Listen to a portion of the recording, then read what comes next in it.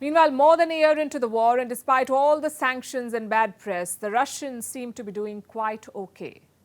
The West's economic weapon has neither isolated nor demolished the Russian economy. In fact, according to the assessment of Western agencies, Russia is growing faster than the UK, and Russia's ultra-rich are getting richer.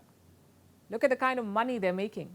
In 2022, Russian billionaires were worth $353 billion. $353 billion.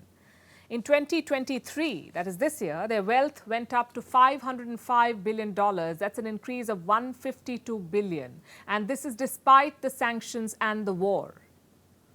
The wealth of an average Russian billionaire has gone up by around $600 million. And the number has gone up too.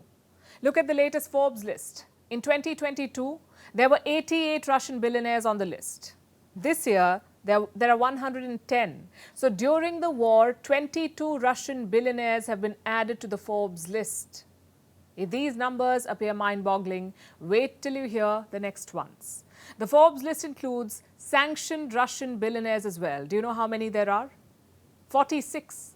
46 out of 110 are sanctioned individuals.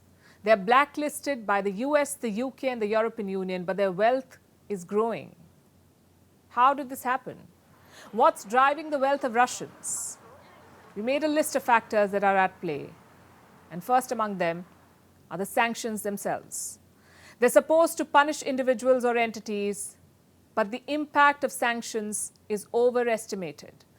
The second factor at play is the rise in commodity prices. Russia's richest make most of their money from selling commodities. I'm talking about things like oil, metals and natural resources. They became expensive after the war. The war and the sanctions led to shortages, so the prices went up, and the Russian oligarchs milked this crisis.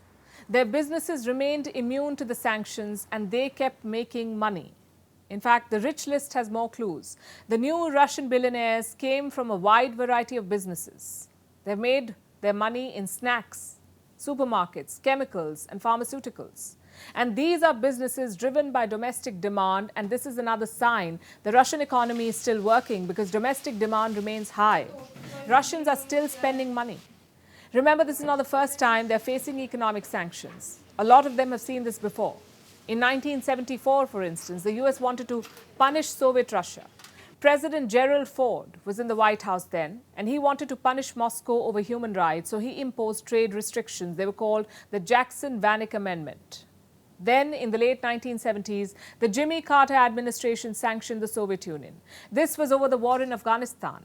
These sanctions ranged from a grain embargo to export controls on technology, also restrictions on bilateral cooperation and a boycott at the Olympics. To some extent, the isolation campaign worked. But this time, it's not working. Since the war began in Ukraine, the West has slapped over 11,000 sanctions, more than 11,000 in a year. They've frozen some $300 billion of Russia's foreign reserves. But how much has it helped? Russian billionaires are still making money and the Russian economy is still growing. Like I said, it's doing better than the UK. That's what the IMF said earlier this year, that Russia is doing better than the UK. So have the sanctions failed completely? Well, yes. If we look at their political goal, Russia is neither isolated nor persuaded to end the war. You see, the goal of sanctions is to change the behavior of nation states. That's one measure of their success. And on that count, the sanctions against Russia have failed.